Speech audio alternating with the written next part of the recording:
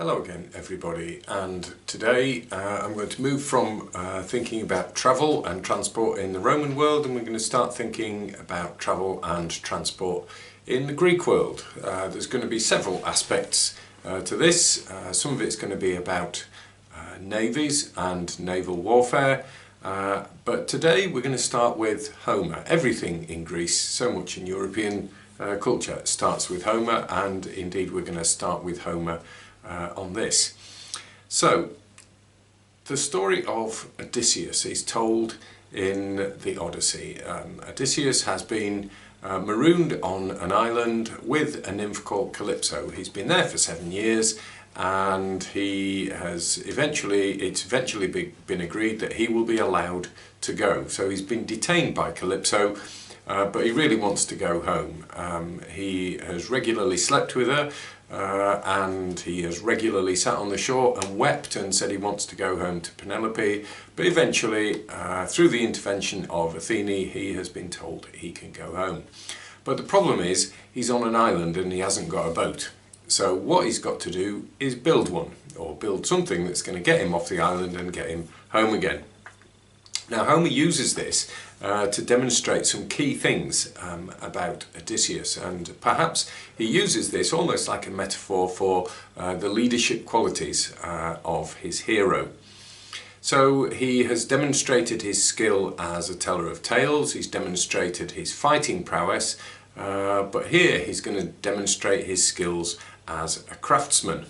So it's kind of the ideal man for Homeric society, and here we go. This is, imagine the scene of Odysseus sitting on Calypso's island, and he's got some materials together and he's now going to build a boat or a raft. And this is what Homer says.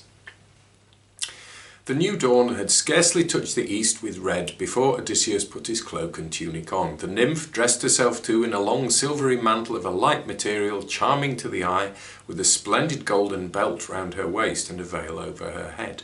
Then she turned her thoughts to the problem of her noble guest's departure.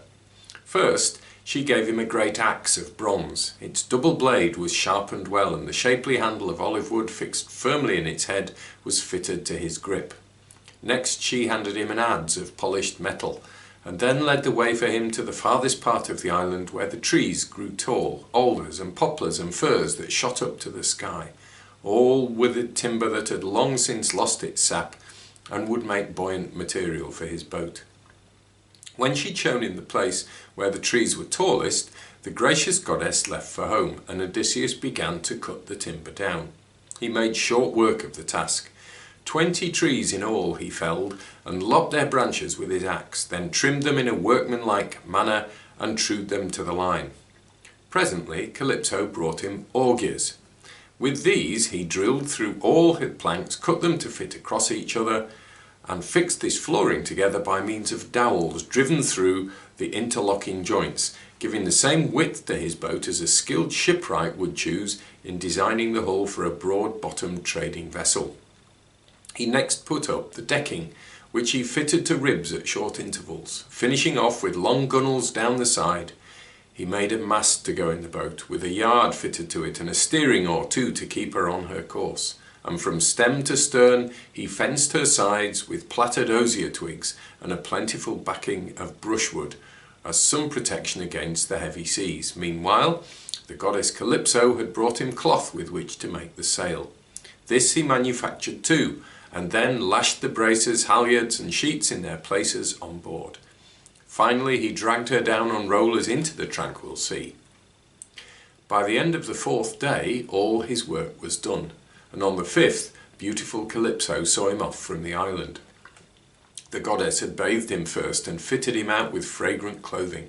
She had also stowed 2 skins in his boat, one full of dark wine and the other and larger one of water, besides a leather sack of corn and quantities of appetizing meats. And now a warm and gentle breeze sprang up at her command. It was with a happy heart that the good Odysseus spread his sail to catch the wind, and used his seamanship to keep his boat straight with the steering oar. There he sat, and never closed his eyes in sleep, but kept them on the Pleiads, or watched the boat he slowly set, or the Great Bear, nicknamed the Wain, which always wheels round in the same place, and looks across at Orion the hunter with a wary eye. It was this constellation, the only one which never bathes in ocean stream, that the wise goddess Calypso told him to keep on his left hand as he made his way across the sea. So for 17 days he sailed on his course, and on the 18th there hove into sight the shadowy mountains of the Phaeacians' country, which jutted out to meet him there. The land looked like a shield laid on the misty sea. Things go a bit wrong there because Poseidon sees him and wrecks him. But you can see how Homer has vividly described the construction of the ship, and he's made it almost godlike and given it a sort of godlike aura, the whole business of the craftsmanship. This shows Homer's familiarity with boat building, so important in a seafaring society, and it's all the more remarkable if Homer was, as the legend goes, blind. But in order to achieve his purpose, Odysseus needs strength, he needs knowledge, and he needs skill to achieve his purpose, all qualities of leadership in the society of that day. Now this might cause us to think nowadays, what qualities might we expect of our leaders, and what activity might they be engaged in which would display those skills?